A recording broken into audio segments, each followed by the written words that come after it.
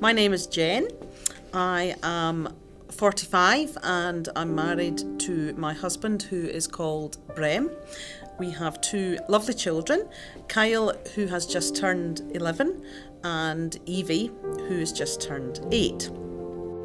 I have suffered from fibroids, I think probably most of my adult life. And then in December, things became a bit more complicated. I went to the doctor, who confirmed that my fibroid had grown dramatically, and it was then the size of a 22-week fetus. So he said, you have to have a hysterectomy, there's no choice. I don't think I realised actually how serious it was. Then a week post-op, I received a phone call from the consultant's PA saying, could I please come in to discuss some test results? It was confirmed that I had secondaries. I had deposits in both my lungs and deposits in my pelvis, and it was graded as stage 4, which means that it is not curable but is treatable. Obviously, when you get such grave news, you feel very, very isolated. One as the patient, because you've got to deal with your own mortality, but then it spreads out like ripples to your immediate family, all your friends.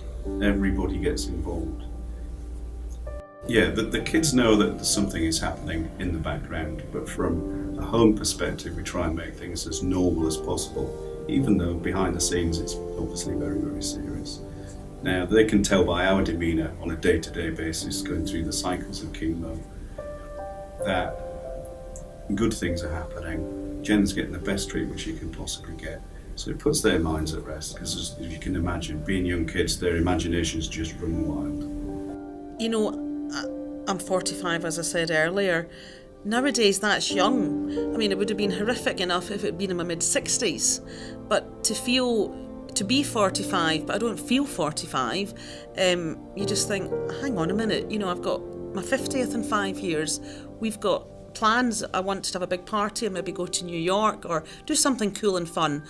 And you just think, you know, my prognosis had been so shocking, quite frankly, that just thinking, I can't have this taken away from me.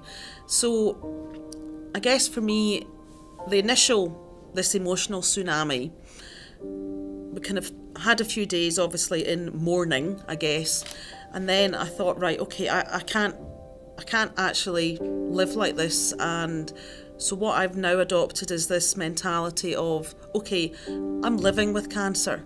I'm not dying from cancer day by day. I am living with it, and I'm going to take every day as it comes. So really turning that round and thinking, okay, I need to focus now.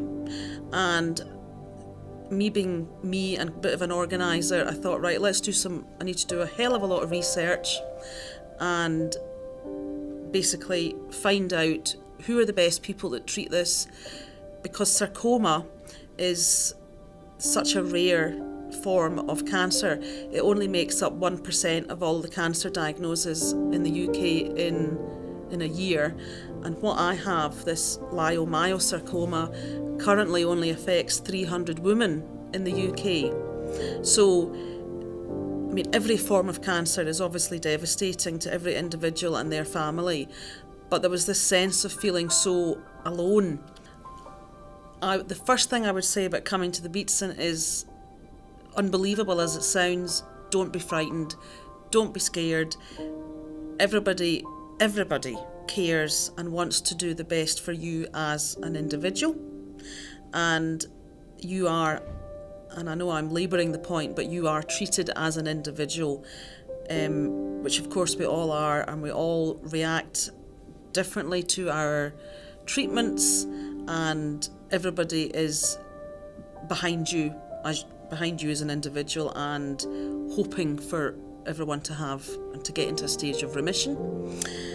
And why, in terms of supporting the Beatson Cancer Charity, the whole, it's really hard to put into words, it is the whole setup, every single touch point, whether it is the volunteers at reception, whether it is the ladies, the nurses at the bay receptions when you go through to book in for your chemo, the actual oncologists, the oncologists' PAs, the chemo nurses who actually administer, through to the Beatson cancer therapists who come to the wards and give you a massage or some other kind of treatment when you're actually receiving treatment. Every single touch point is incredibly positive.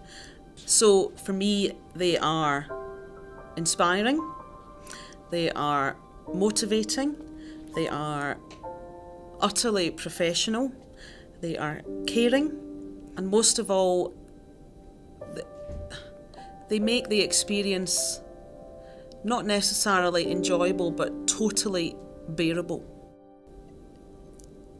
The money that is raised for the Beatson is just used in so many different ways that so many people are touched by cancer nowadays that I can't really think of a reason why you wouldn't want to actually provide something to the Beatson Cancer Charity. It is just such a worthwhile cause, and as I say, we're all affected by it, maybe once, twice, thrice removed. So what are you waiting for? Please donate.